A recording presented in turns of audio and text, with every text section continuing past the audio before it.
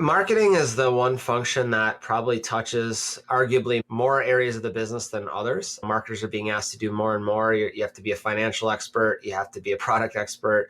You have to convert sales. You have to tell stories. You have to retain customers.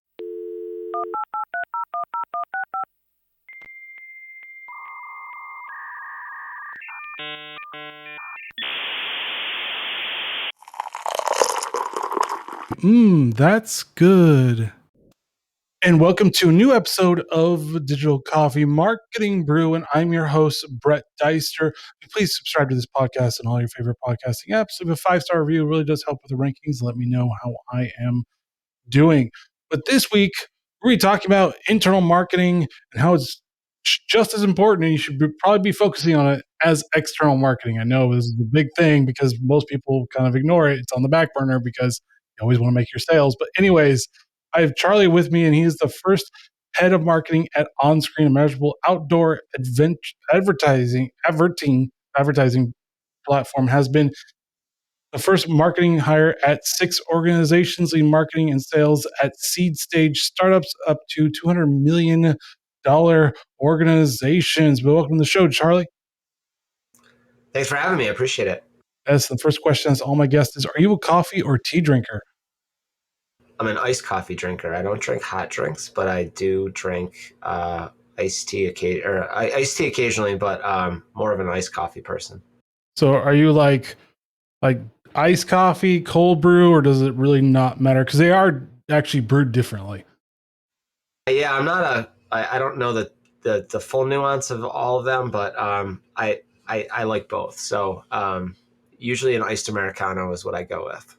Well, I mean, the difference is that just cold brew is just brewed in a room temperature or cold. And so that's why it's called cold brew, because there's no heat involved. And then iced is usually traditional way, and then you just kind of ice it down. Learned something new. Thanks. I appreciate it. You're welcome. And I gave a brief summary of your expertise. Can you give our listeners a little bit more about what you do? So I'm the head of marketing at OneScreen.ai. We are a measurable out-of-home or outdoor advertising platform. So we help brands utilize brand marketing in their demand gen execution. I've worked at a number of different companies in different sizes in a range of industries. So yeah, I've been first marketing hire a couple times, and I've really tried to lean into. I've been very fortunate to lead sales teams, even though my background's more in marketing. I've led sales teams a couple times now, so I have a deep appreciation for understanding how hard that role is and how much marketing works directly with sales and customer support. It's not just siloed functions there. Everyone has to work together. And so, yeah, I think that the topic of internal marketing, especially with what I do now, where we're working with sales teams, we're working with support teams, we may be helping with product launches. It's really important for marketers to understand how our work supports and helps other functions. So I've been kind of talking about that or appreciating that for over 20 years now. Why do you believe that internal marketing is just as important with external marketing for a company's success? Marketing is the one function that probably touches arguably more areas of the business than others. Marketers are being asked to do more and more. You have to be a financial expert. You have to be a product expert. You have to convert sales. You have to tell stories. You have to retain customers. There's a piece to all of that. And so you have to know a little bit about everything. You have to be able to snorkel in most functions and then deep dive into other areas. And I think depending on the function or the maturity of organizations, everyone has their interpretation or assumption of what marketing is. And especially, everyone has an opinion of what good marketing looks like. And so I think it's important as a marketer to work to really listen and to understand first and foremost what people think marketing is and how that role supports or contributes to what they do. And then you have to utilize that to make sure that they understand how long it takes to do certain executions, how that's going to impact their role, how they can help support marketing. because it is a team game. It's a team effort, especially when you're working very closely with sales and customer support. But you have to dive into understanding the product. You have to be able to tell that in a different way than maybe an engineer does, or to talk about how a product or a solution, why a CFO cares about it versus maybe a salesperson or a marketer.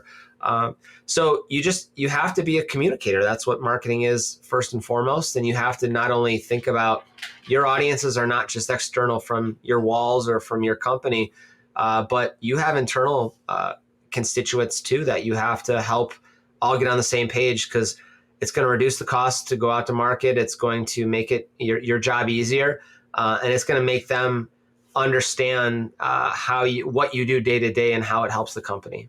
Can we say that internal marketing does help employee morale and productivity because of just how just checking in with employees a lot of times and making sure that they have what they're needed to be supported is just as important as just making a sale? Yeah, I think that's a good maybe secondary benefit to being a good storyteller. Hopefully you're gonna be involved with internal communications alongside HR departments, or operational departments, because there's a lot of ways that marketing can help to extend the story. So, when you launch a big campaign, and for us, that's launching a campaign with a customer that's doing a big out of home campaign. So they might be doing a big brand launch. They might be doing a product announcement. It's a very visual product. What we have, we've got billboards, we have bus wraps, we have all these different executions that we build for someone. It's a fun story. It's exciting to see that go live. It's exciting to see that out in the world.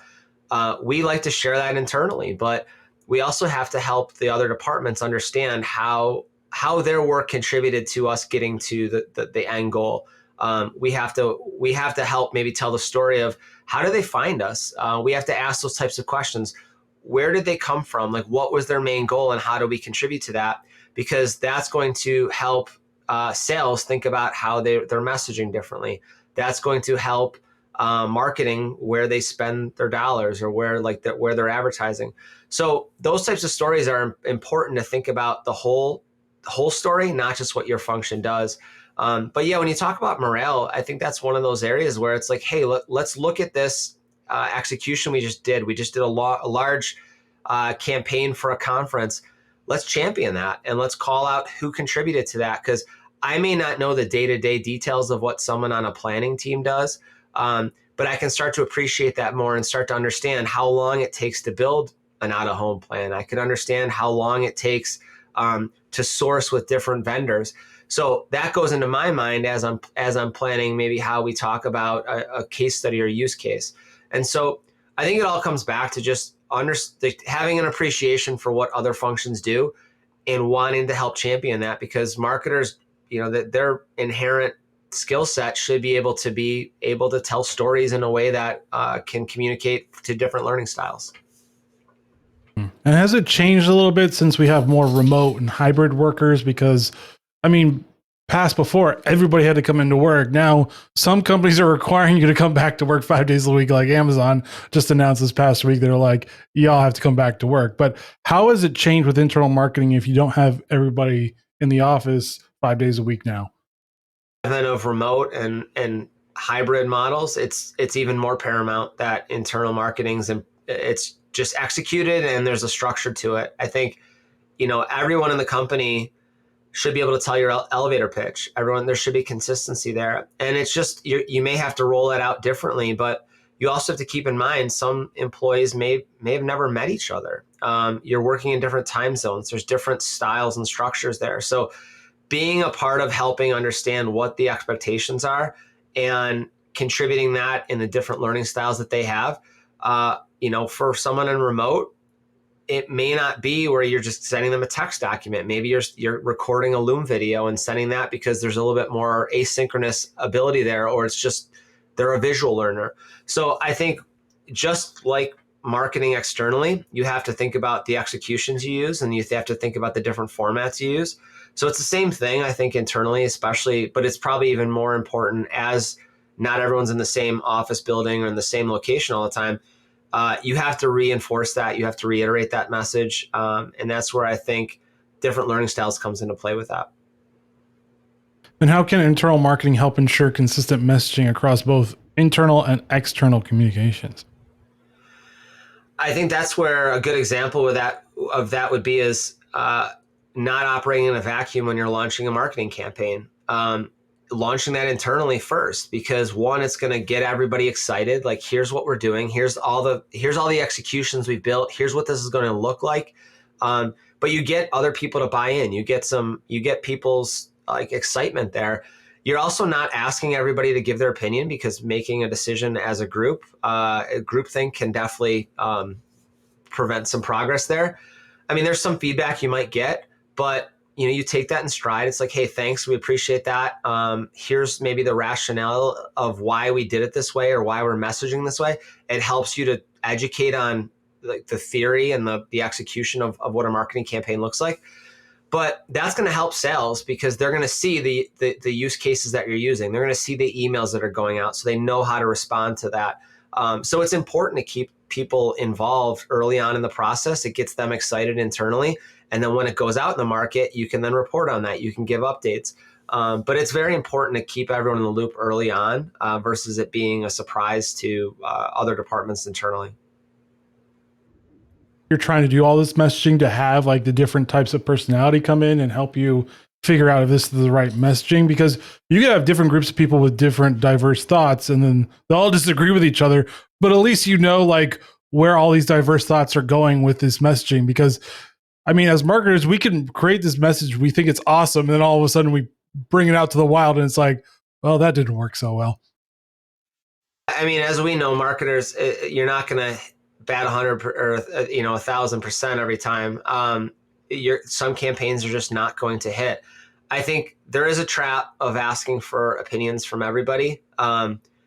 If they're not the intended audience, or they don't know enough about the intended audience, there's going to be a bias towards what they like. And, no offense, but somebody in accounting might not be your ICP. They might not be the person you're trying to talk to. So while they may have an opinion about that, they're not the intended audience. And so you have to take that into consideration.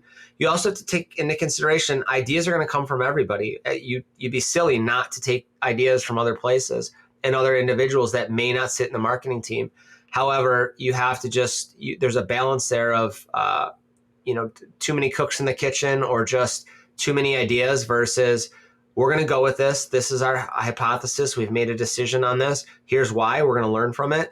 But I've had great ideas coming from someone that's, no marketing degree whatsoever, but they had a really good idea and you're like, oh, I could see that work. So that's important. And I think you want to champion that as well, to say, hey, look, this idea came from someone in the product team. We never thought of that, and look where this got us to. So I think that's one of those things you can help champion for other people to contribute, because they should feel like they should contribute. And nowadays, everyone has a voice. Everyone has social channels that they're active on. You shouldn't have the expectation of everybody wanting to share your news, but you can champion those that do want to, because they're going to extend the voice of who you're talking to, and it may start to reduce your overall marketing costs. And what are some of the common mistakes companies make when implementing internal communication initiatives, and how should they avoid these? Yeah, it's a good question. I think as long as it's not a one-way conversation, and as long as it's not, well, we told you that once, I think you have to continually communicate the same story over and over again. It's just like external. Nobody's going to make a buy unless you're selling T-shirts or something very transactional. Most people don't make a decision or a buy, or are in a buying position at that time when they hear your message the first time. You have to continually communicate that over and over again. And then when they're ready to execute on that, or when they're ready to understand that, they hopefully think of you. So I think a couple areas that are not probably going to be effective when you're trying to build an internal marketing communication program or plan is if you just say it once and then think everyone retains it. If you do it in one format, and you don't keep into consideration how other people learn or absorb information. I think that's a way that you can fail in that. And or just not be open to feedback. I think it's a marketer's job to listen and to digest and to disseminate information in a way that in different ways that people can understand. So if you are just closing that idea down, it's like no, we come up with the ideas here in the marketing world. You're going to fail, and you're going to turn people off too. I mean, like, everyone has good ideas. It doesn't mean it's always going to be the best idea for that execution, but you should be open to those types of things within reason. So, I mean, what I'm hearing is even if you're maybe the boss of somebody, don't talk down to them, talk parallel to them or like equal to them. So your messaging should be equal, even if you're the boss, but still have that separation. Or if you're the same employee, just talk equal to them. Because when you talk down to people, people are like, well, I'm not going to do anything about this. Yeah, I think that, I mean, that's just human nature in general. Like, you don't be a jerk. Like, I think keep in consideration that what sales is doing, it's difficult and it's important, and it's equally as important as what marketing is doing. We're here to help each other. So, sales team, here's why I think that our marketing team should sit on your calls. Here's why we should talk to your customers, because we're going to pick things up that you may not. You're going to hear something different than we're hearing it, and we're going to use it in a different way. Not, if I said that to a sales leader, like, hey, we're going to sit on your calls without context, that seems like a forced entry there. That seems confrontational. Hey, I really want to understand better how we can change up our landing page, and I want to use the words that our customers are using. So would it be okay if we listened to your gong call recordings, or if we could go out on some sales calls? Like, framing it in a way where it's, hey, I'm trying to help you out, and it's going to make all of our jobs easier. You just, I think it's as simple as just try not to be a jerk, and which is, how we should all live in life, I guess. And in what ways can a company measure the effectiveness of their internal marketing strategies? I think when you can see cohesion between teams, when you can do things like when you can think about, like, requests that come into marketing, and maybe, depending on how you kind of keep track of that or structure it, but I think there's some efficiencies of scale that could come with maybe not having so many rush requests, and maybe the education around a salesperson coming to a marketing team. I need a sell sheet, which happens probably very often. The first thing I would do is ask, well, what are you actually trying to accomplish? Like, do they specifically ask for a sell sheet, or do you need a reason to follow up, and they're just a tangible type of learner? Do we not have enough information on our site? What are we trying to get across to them? Because we may have another execution for you that's already built, or we may have a different way that you can deliver that's that's easier to be tracked than just handing someone a PDF.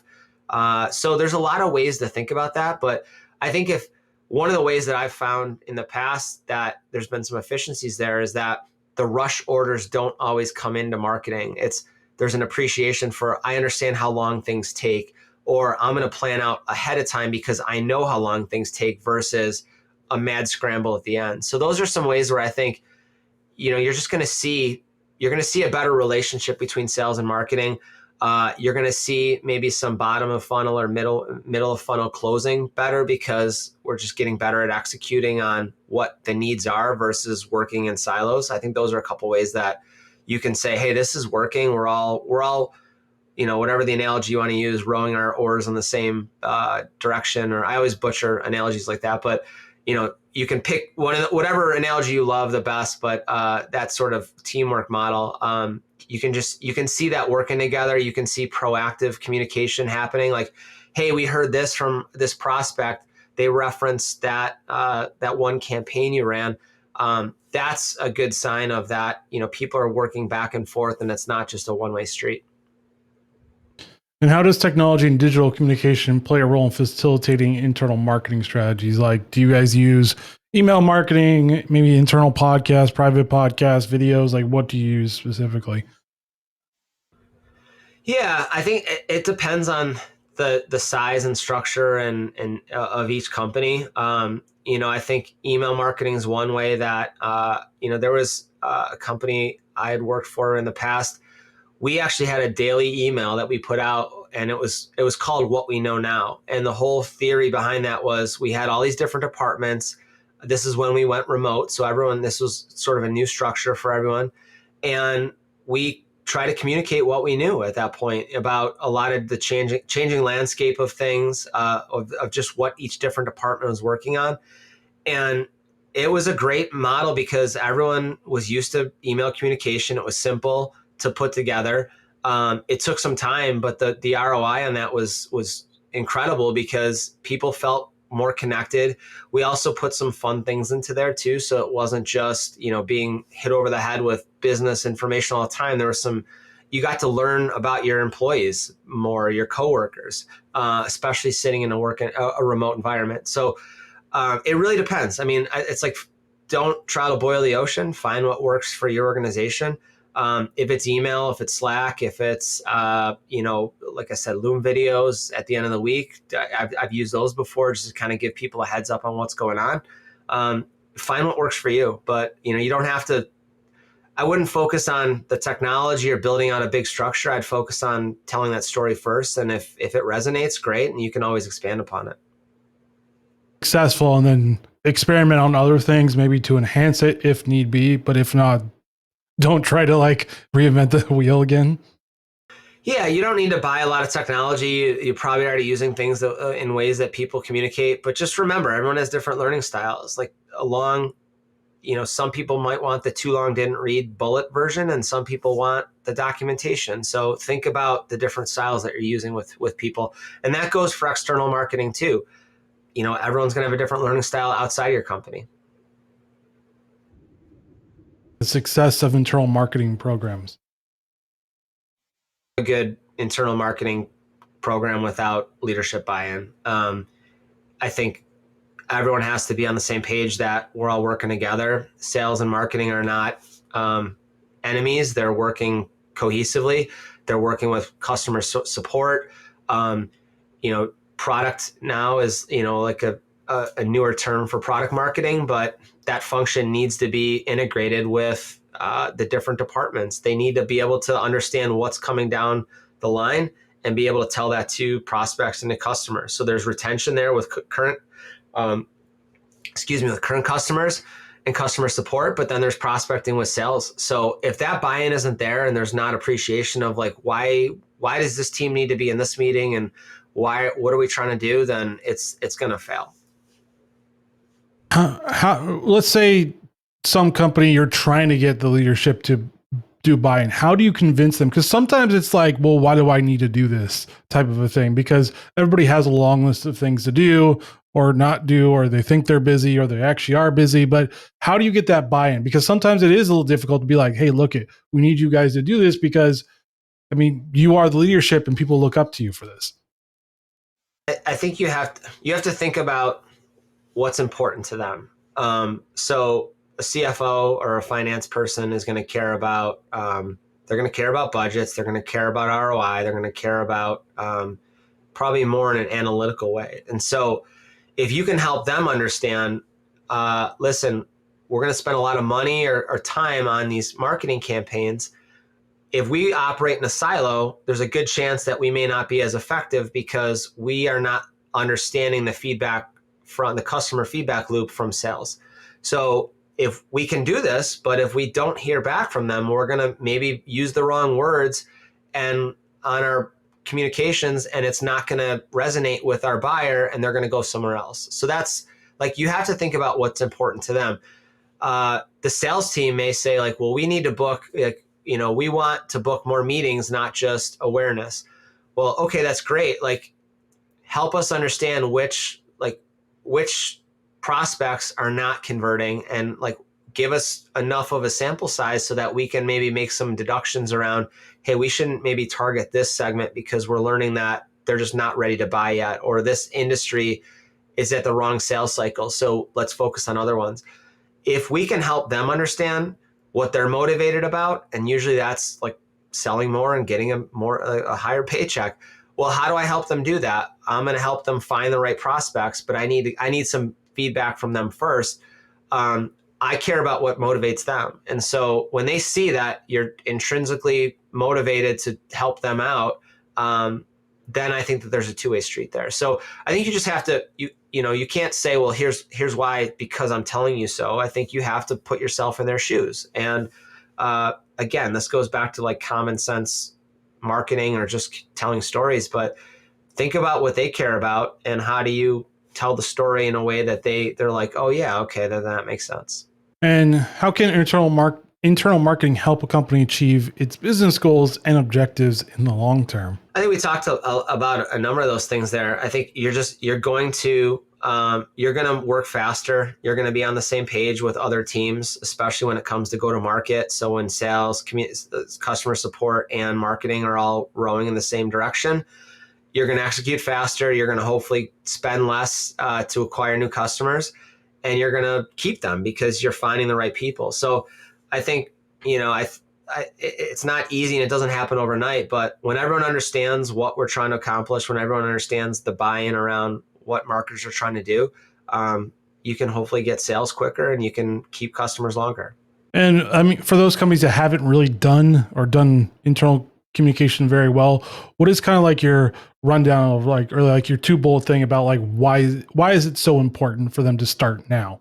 I don't think you want any department working in a silo. I think, how often are they talking to each other and how often are they sharing ideas? It's important, and it shouldn't be a blame game. It shouldn't be sales did this. Well, no, marketing did this. We're all in it to learn together. So I think the sooner that everyone can buy into that idea of we don't need to spend every minute together. We don't need to have meetings every day, but we should be sharing back and forth of how we get better as a go-to-market group or function.